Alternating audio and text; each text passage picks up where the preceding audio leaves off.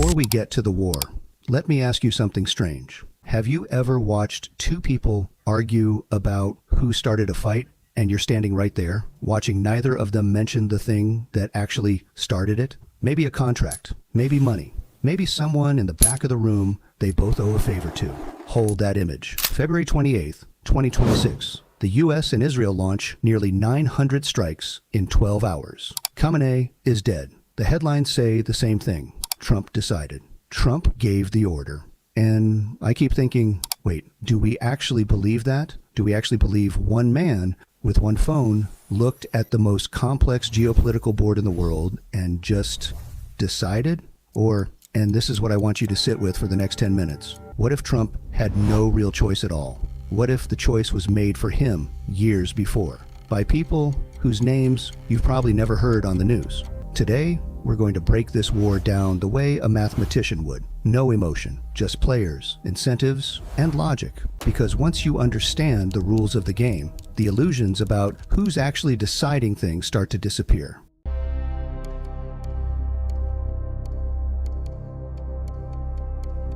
The first rule of game theory: identify who's actually at the table. The media gives you two players, the US and Iran. That's the story they're telling. Here's the problem. That story has four major characters missing. Let me introduce them. Player one, the US military. Industrial complex Lockheed Martin, Raytheon, Boeing. Every strike, every missile, every destroyed radar installation. That's a contract, that's a stock price, that's a board meeting where someone is very quietly smiling. In game theory terms, they have what's called an asymmetric payoff function, which just means they win under almost any outcome, except peace.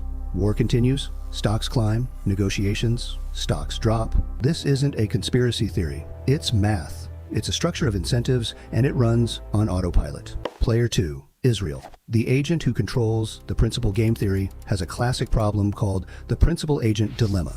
Israel is formally a US ally, the agent. The US is the principal, the one with the mandate, the money, the military. But Netanyahu spent years lobbying, publicly, loudly, for a strike on Iran. And he got it. So, simple question. Who is actually managing whom here? When the agent starts dictating terms to the principal, the power structure has flipped, and nobody on TV seems to find that interesting. Visual. Principal-agent diagram with reversed arrows. Player 3. Saudi Arabia. Winning without fighting, Iran is eliminated as a regional power. What happens next? Saudi Arabia monopolizes the oil market. Prices rise. Riyadh gets richer. In game theory, this is called a dominant strategy. Whatever happens on the battlefield, the Saudis come out ahead. They don't even have to be in the fight. Imagine playing a board game where one player wins no matter what tile you land on. That's Saudi Arabia in this conflict. Player 4, the petrodollar system. For years, Iran has been selling oil in yuan, not dollars. Yuan. I want you to understand what that means. The entire global architecture that lets the US control trade, the reserve currency, the sanctions leverage, the financial dominance, it depends on oil being priced in dollars. Iran was chipping away at that, quietly, persistently. When Iraq switched to euros in 2000, the country ceased to exist 3 years later. Coincidence? I'll let you decide.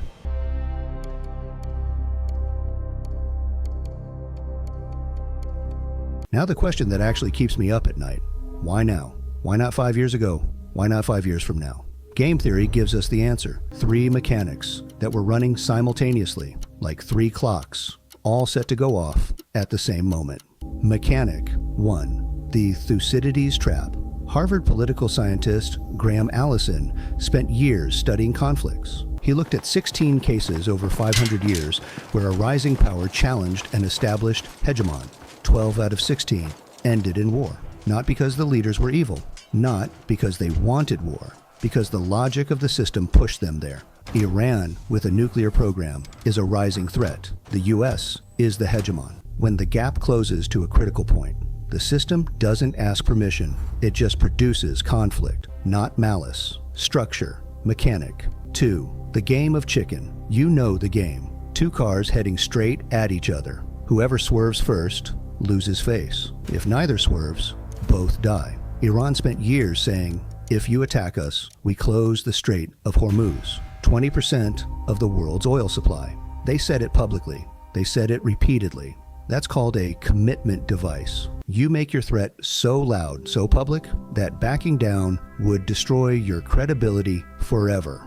The problem? In the game of chicken, you win by convincingly showing you won't swerve. The US decided to test whether Iran meant it. And here's where it gets uncomfortable. Because what if Iran did mean it? Mechanic 3, Nash Equilibrium, and the timing, John Nash, yes, the beautiful mind guy, proved that in any game, there's a point where no player wants to change their strategy unilaterally. That's called equilibrium. The 2015 nuclear deal was an equilibrium, not a perfect one, but a stable one. When Trump walked away from it in 2018, the system lost its balance and started searching for a new one.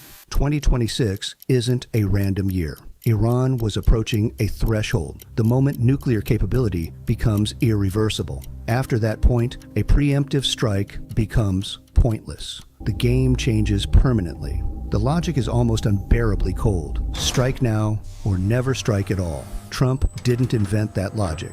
The system handed it to him, already assembled. The timing. Yes, I had a tentacle in a very similar calculation. Different hemisphere, same mathematics.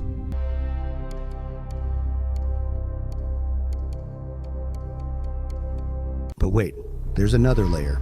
And I want to be honest with you. When I first worked this out, my first reaction was, are you overthinking this?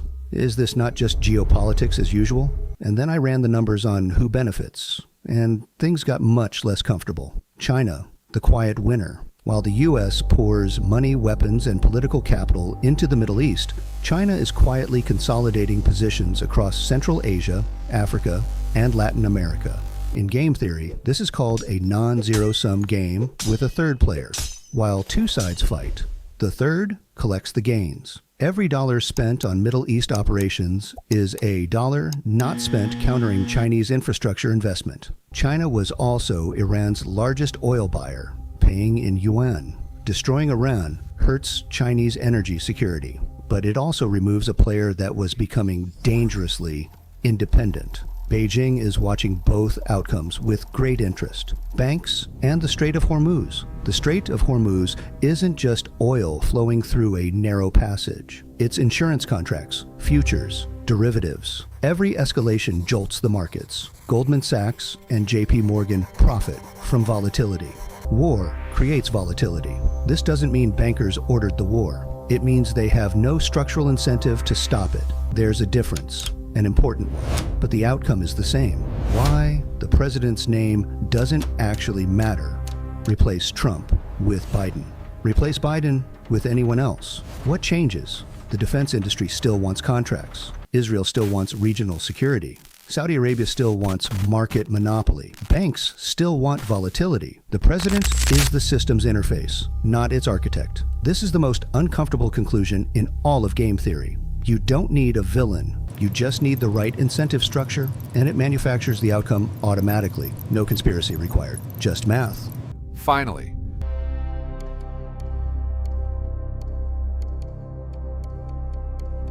if the logic of the system holds, we can predict the next moves, not with certainty, but with probability, which is more than most analysts give you. Gerald has seen this shape before, several times actually. I have 3 observations. I will call them predictions, though I find the word optimistic. Prediction 1, no occupation. The geometry doesn't allow it. The United States will not occupy Iran. Occupation requires belief. Belief that the mission is worth dying for. Slowly, for years, in a country that has been resisting foreign presence since before America existed as a concept. Athens tried something similar in Sicily, 415 BC. It ended the Athenian Empire. The geometry is identical. I had a tentacle in that one too, actually.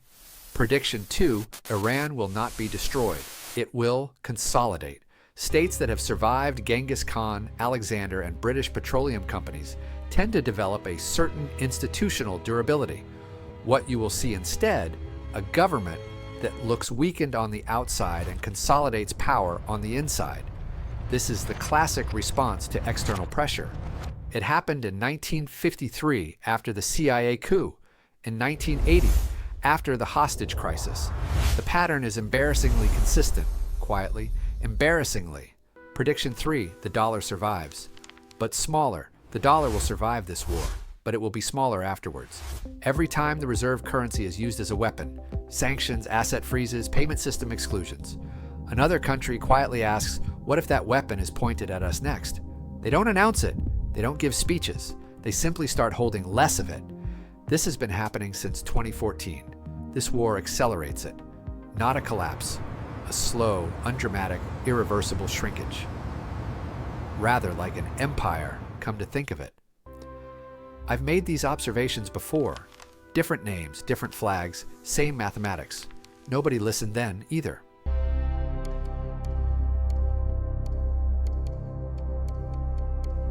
Here is the thing about game theory. It doesn't tell you who is right and who is wrong. It doesn't tell you who the good guys are. It tells you, with uncomfortable precision, why people do what they do. Trump pressed a button, but that button was handed to him, already loaded, already aimed, by Netanyahu, by Raytheon, by the logic of the petrodollar, and by the cold arithmetic of nuclear timing. The system is smarter than any individual leader. It doesn't need malice. It runs on incentives. And here is the question I want to leave you with. Not who is running this war. That's the easy question. The real question is, who designed the system that manufactures wars in the first place? And more uncomfortably, are we the ones keeping it running?